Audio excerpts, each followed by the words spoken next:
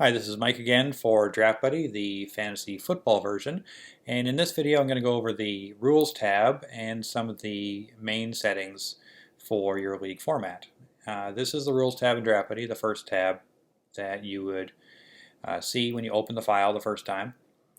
And at this point, you've downloaded the file, you've got it open, you've enabled macros. That's very important. And we are looking to customize Draft Buddy for our league. Now, generally in Draft Buddy, the cells that are highlighted in light yellow, like these, are meant for the user to change. Anything not yellow is not really meant to be changed by the user because it's a formula, or it references something else, or it's generated from Draft Buddy after you make the changes to the yellow cells. So let's go over the Rules tab here. Starting right off the top, you can change your league name. I guess when I started this, I didn't even have a league in mind, but I am drafting tomorrow in the Raz Bowl competition fantasy league, whatever we want to call it. It's kind of a modified best ball. It is 12 teams. I believe it's 20 rounds, and I'm going to have the roster size is going to be 20. So typically in a redraft league, you're going to have the draft or auction rounds the same as the roster size. But if you're in a keeper league, that may not be the case. You may have a deep keeper or dynasty league where you've got 24 roster spots, but only a 6-round draft or a 10-round draft. So these might differ in that case. Here are the keeper settings. If you had keepers, you would input the number of kept players per team, the maximum, and do keepers cost a draft pick or not? It's basically like, are you giving up a draft pick in the draft for keeping a particular player? And that's usually there's a cost associated with that keeper based on the prior year draft or when you drafted them originally. So that'd be just a yes or no. And if every team just keeps 3 players, doesn't matter where they were drafted before, keep it as a no. Auction draft. This is also a yes/no. So pretty straightforward. Is your draft a pick style draft, or do you do an auction? And if you select yes, Draft Buddy is going to completely get rid of the draft report tab, create an auction report tab, and assign dollar values based on these settings, the cap and the minimum player bid, when you generate the cheat sheets. Now we're into the important stuff here. We're into the starters, backups per team. And you can see I changed this to 20, and I've got a total of 16 starters and backups listed in the default settings. The pretty basic setup here would be 1 starting quarterback, 2 running backs, 3 wide receivers, 1 tight end, 1 kicker, 1 defense. If I have a flex position, I'm going to put 1 in the O flex, and then make sure I check off what positions are included in that flex. So you can see here, position included in offensive or defensive flex.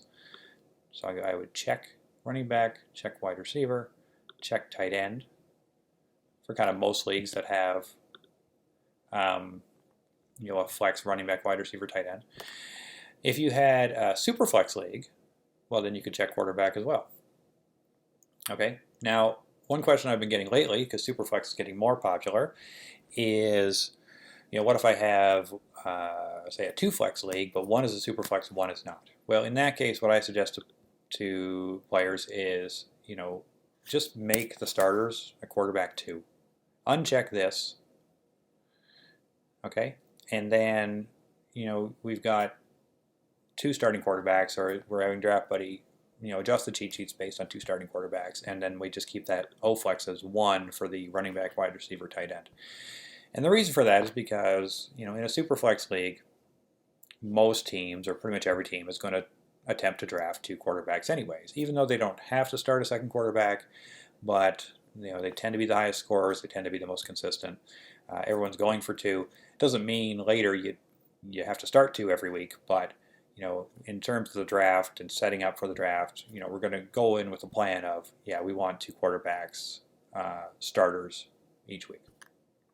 You can see here I also have decimals. So it is possible to use decimals if you're kind of am I going to draft, if I have some flexibility about what backups to draft, which is most leagues, Am I going to draft 3 back running backs or 3 backup wide receivers or 2 of one, 3 of the other? If I'm not sure, I can go 2.5, 2.5. All right, so a total of 5. Or I could even do 2.5, 3.5, let's say. Okay, and say I maybe on the fence of drafting a backup kicker, I can put a half there, and a backup defense, I can put a half there. That got me up to 20, and pretty much the rules tab is, one more setting here is the combined wide receiver and tight end. Some leagues, and I haven't seen this as much lately, but used to be that the wide receiver tight end was combined in one position. If I change this to yes, then that is exactly what will happen. Of course, if you're in an IDP league, we do cover IDP as well, and then you would put in your starters, backups, and deflex the same as we did the offensive. So say it was kind of a more shallow IDP league. We went with a 2-2-2 format plus a flex, and then I had backups just like this, one of each. Go too fast with the keys. And of course, at the flex, I would have to include what positions are included in the flex. In most cases, in IDP, it's going to be all of them. I missed this one here, exclude position from overall rankings. By default, you can see I have the kicker and defense checked off, because typically, I don't want my overall rankings are right over here. I don't want those positions in the overall rankings. The overall rankings, are kind of to give me an assessment of the value of different positions. But I know that I'm going to draft kickers and defense late, regardless of format. And in terms of when to draft them, it's not so much I want to pick a round that I'm going to draft them, but I'm going to draft them after 6 are off the board or 10 are off the board, that type of thing.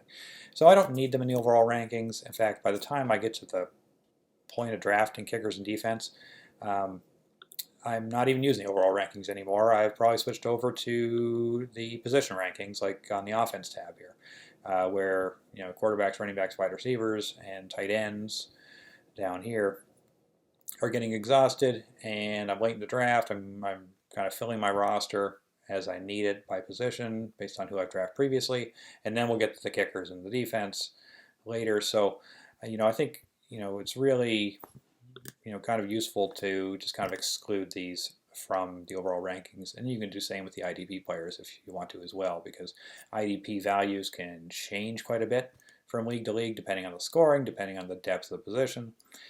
So you may not want them in your overall rankings. You may want to see the values of the other positions first, and so we'll leave them off. Okay, I've probably gone on enough about the rules tab, so I will leave it there, and we'll come back and look at the scoring tab in a separate video.